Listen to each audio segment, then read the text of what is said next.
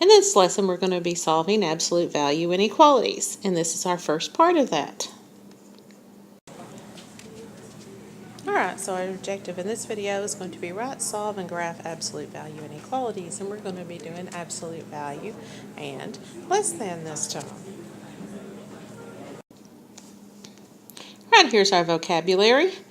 We have the definition of absolute value, what an absolute value inequality is, and here's some information that tells you why you're going to have two possible solutions to any type of absolute value problem. Because remember, absolute value is just the distance from 0 in the number line. And as this example shows, negative 5 is 5 units away from 0, and positive 5 is 5 units away from 0. So every time you do an absolute value problem, there's going to be two possible solutions. So pause the video and write this information down. Our first lesson with absolute value deals with an inequality that has the absolute value symbols, and the variable has to be inside the absolute value bars, and the less than symbol. Anytime you see absolute value and less than, our problem is going to be a compound and inequality.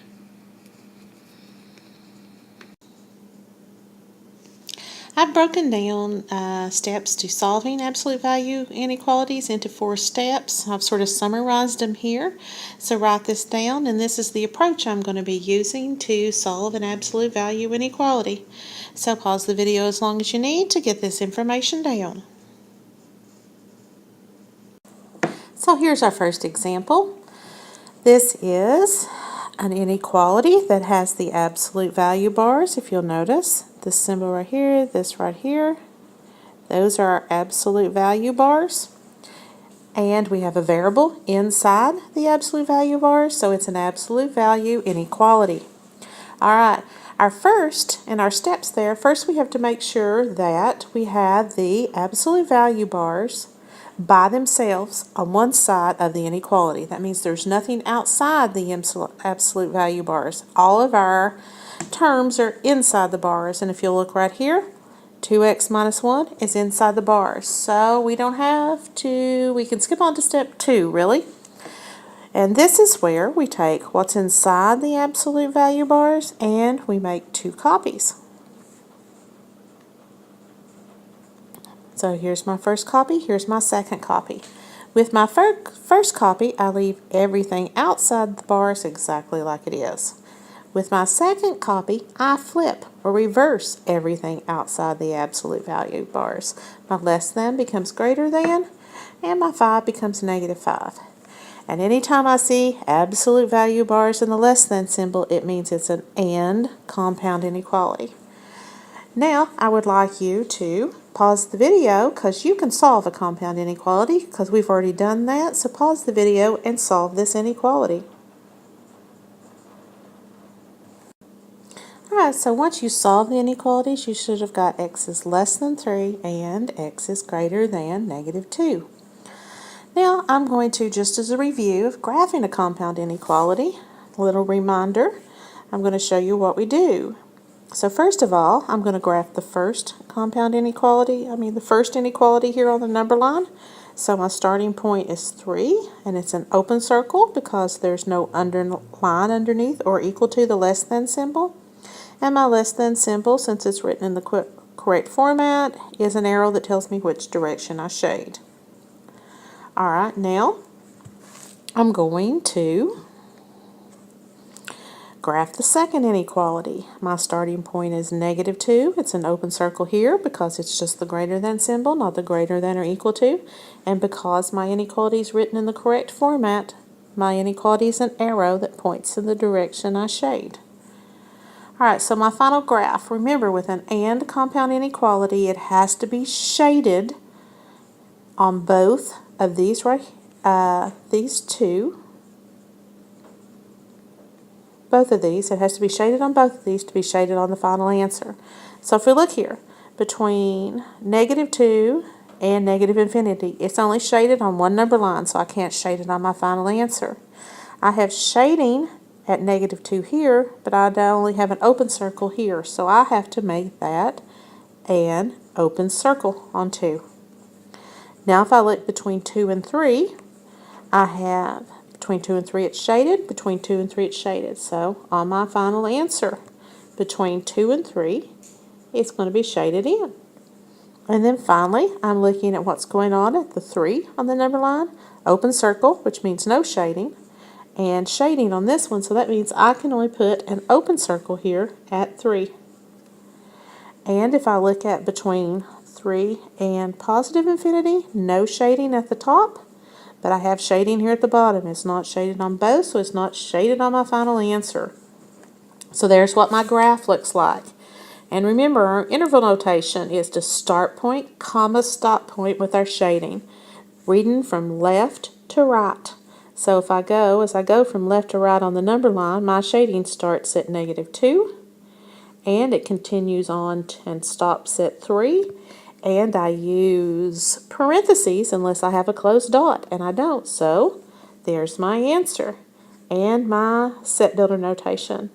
For all real numbers, such that x, such that, and then I just write my two answers here.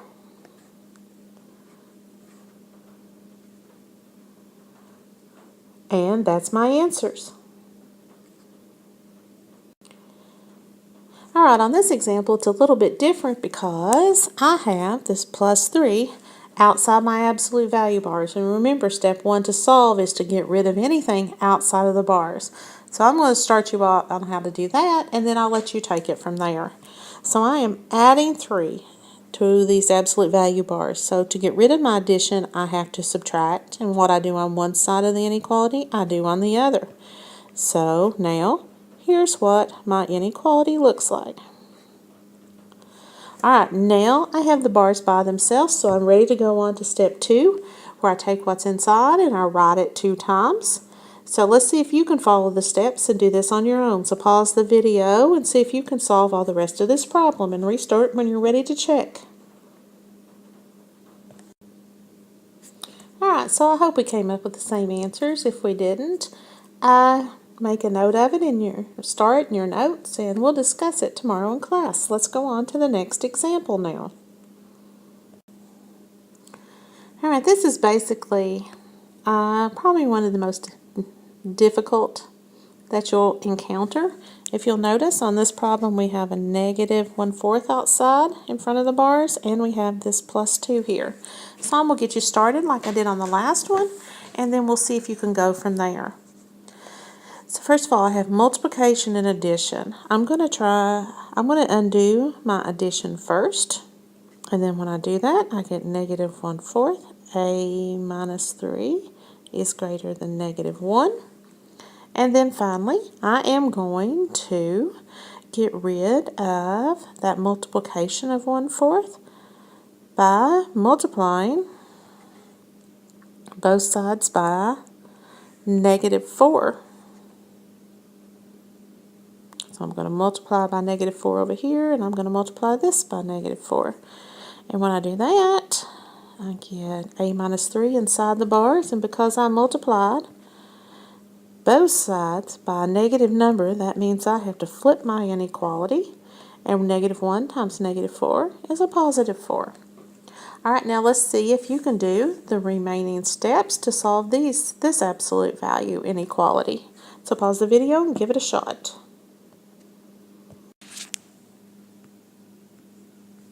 Alright, here's what I got. So compare your answer to mine, and if you have any questions about it, we'll go over it in class. Alright, last thing. Alright, I want you to think about this. So you have a friend that's planning a trip to Alaska, and he purchased a coat that is recommended for outdoor temperatures from -15 degrees Fahrenheit to 45 degrees Fahrenheit. It wants you to let T represent the temperature for which the coat is intended. And here's the 2 questions. Can you write an absolute value inequality to represent the situation? And what would that inequality look like without the absolute value bars? So think about this, and we'll talk about it in class.